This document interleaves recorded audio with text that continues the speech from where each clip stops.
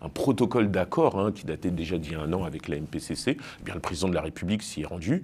Les relations se sont réchauffées. Et nous, une dizaine de jours, 15 de jours après, c'était déjà inscrit à l'agenda. On y allait, on a rencontré donc la MPCC, on a été reçus dans les bonnes conditions là-bas. On a signé cet accord de coopération avec cette association de maires en présence de monsieur l'ambassadeur de France au Maroc.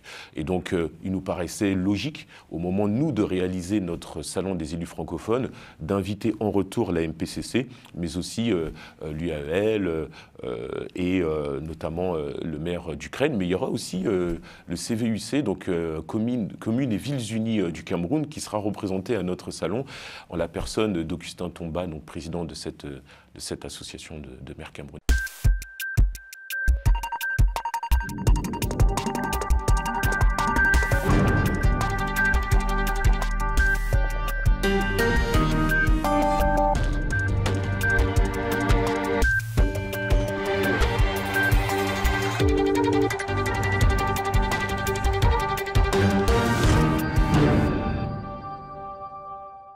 Bonsoir à tous, nous recevons ce soir Rudy Kazi, délégué général au sein de l'Association des élus de France. Bonsoir Rudy.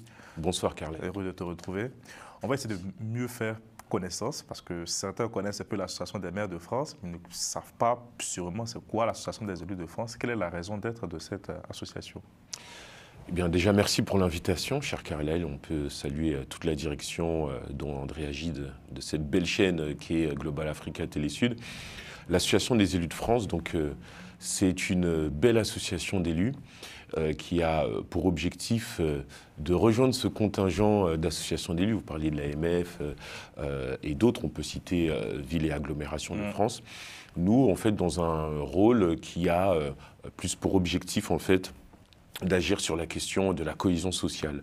Voilà, on est traversé par tout un tas de fractures, des fractures sociales, environnementales, des fractures aussi sur le plan économique, identitaire, même territorial, avec des territoires qui diffèrent les uns des autres. Et nous, on s'est dit, en tant qu'élus locaux, qui avons cette proximité, ce lien avec la population inhérent à nos mandats, du fait de traiter des problématiques de tous les jours, nous étions en fait les plus à même à pouvoir répondre à la résorbation de ces fractures, comme voilà, en étant des personnes ressources, notamment pour les pouvoirs publics. Et donc on s'est constitué en association avec des élus locaux, mais pas que. Vous avez aussi des élus nationaux, parlementaires, donc députés ou sénateurs, et même au niveau de la localité, vous avez parfois dans la même ville en fait des adhérents qui sont soit de la majorité ou de l'opposition, ou bien des élus de la société civile. Donc, fort de ce constat et fort de l'expertise que nous pensons avoir, nous nous sommes constitués en association pour essayer de porter des actions concrètes qui permettent de recréer ce lien entre les politiques au sens national, au sens pouvoir public, et la population locale. C'est vraiment intéressant, hein, ce trait d'union-là avec tous les élus. Vous avez parlé souvent des élus de la majorité, des élus de l'opposition. Et je pense que la France en a besoin aujourd'hui. On profite pour saluer votre président, Driss qui était sur vos plateaux. Justement, avec Adila Le Grand Déballage pour une très belle émission. Et le salon des élus, votre association organise le salon des élus francophones qui se tiendra le 2 avril prochain à l'espace Champéret à Paris. À quoi faut-il s'attendre? Quelles sont les principales délégations qui sont attendues? Bien, il faut s'attendre à une belle fête. Je parle de fête sans vouloir faire trop plein d'enthousiasme, dans la mesure où c'est la fête, entre guillemets, de la francophonie. Il est entendu que la francophonie réunit toutes sortes de vitalités, que ce soit la francophonie sur le plan culturel, que ce soit la francophonie sur le plan par exemple, sur le plan économique, par exemple. Nous, on s'est dit en fait que sur le plan des élus locaux, la francophonie avait la possibilité et la capacité d'être, entre guillemets, réenchantée au travers de la coopération décentralisée. Ce que nous, on appelait aussi la diplomatie des territoires. Et donc cette diplomatie, elle consiste à venir soutenir l'action par exemple, du ministère des Affaires étrangères ou bien ce qu'on appelle l'action extérieure des collectivités territoriales. Je parle du jumelage, je parle de la coopération décentralisée, en essayant de réfléchir à ce qui pourrait réenchanter cette coopération décentralisée, qui permettrait de réenchanter cette coopération internationale. Sauf que nous, on ne se substitue pas à la chancellerie, au ministère des Affaires étrangères, aux consuls et aux ambassades, mais on s'adresse en fait à la strate qui est la nôtre, dans une espèce de parallélisme des formes. Donc les élus locaux, qui soient de la francophonie ou bien de la francophilie, j'aime utiliser ce terme pour parler des nations qui ne sont pas francophones, mais qui ont un intérêt et un amour tout simplement pour la culture française. C'est le cas par exemple de la délégation qui viendra d'Ukraine. Donc en termes de délégation, nous aurons une délégation marocaine venant de l'AMPCC. On parle donc de l'Association marocaine des présidents de conseils communaux, avec des maires de villes influentes telles que Casablanca, Rabat, Tanger, Tiznit, etc. Et vous avez aussi une délégation de maires sénégalais qui, au travers de l'association l'Union des associations des élus locaux du Sénégal, dont le maire de Vélingara est le président.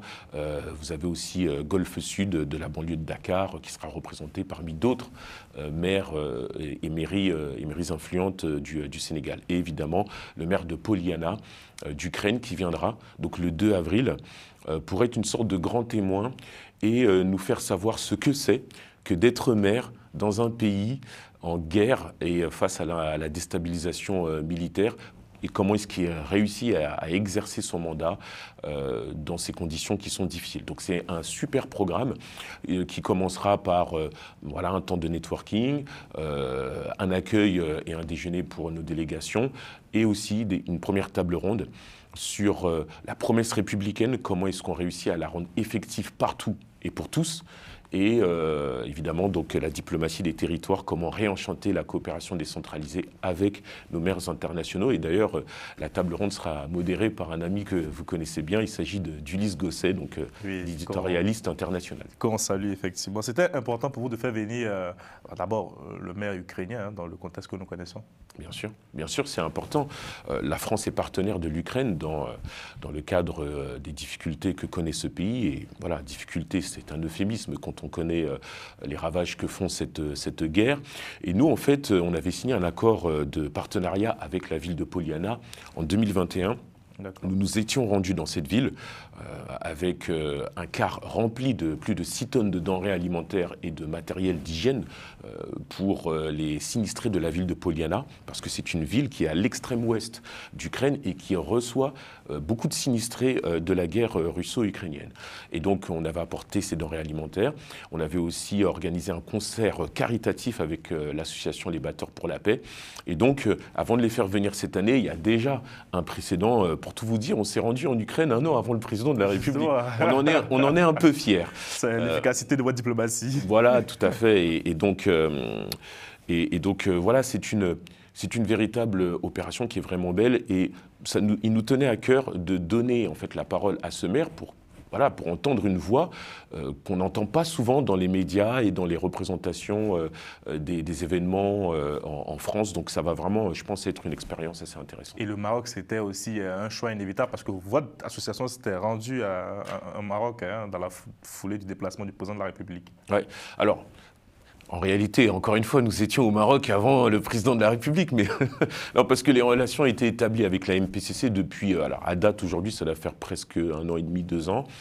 Et coïncidence ou pas, avant que nous nous rendions au Maroc maintenant pour parachever ces relations qui s'étaient déjà établies. Il y avait un protocole d'accord qui datait déjà d'il y a 1 an avec la MPCC. Eh bien, le président de la République s'y est rendu. Les relations se sont réchauffées. Et nous, une dizaine de jours, 15 de jours après, c'était déjà inscrit à l'agenda. On y allait. On a rencontré donc la MPCC. On a été reçus dans les bonnes conditions là-bas. On a signé cet accord de coopération avec cette association de maires en présence de monsieur l'ambassadeur de France au Maroc. Et donc, il nous paraissait logique, au moment, nous, de réaliser notre salon des élus francophones, d'inviter en retour la MPCC, mais aussi l'UAEL et notamment le maire d'Ukraine. Mais il y aura aussi le CVUC, donc Communes et Villes Unies du Cameroun, qui sera représenté à notre salon en la personne d'Augustin Tomba, donc président de cette association de maires camerounais. Et au-delà des élus, qui peut participer à cet événement, Rudy ? Tous les élus.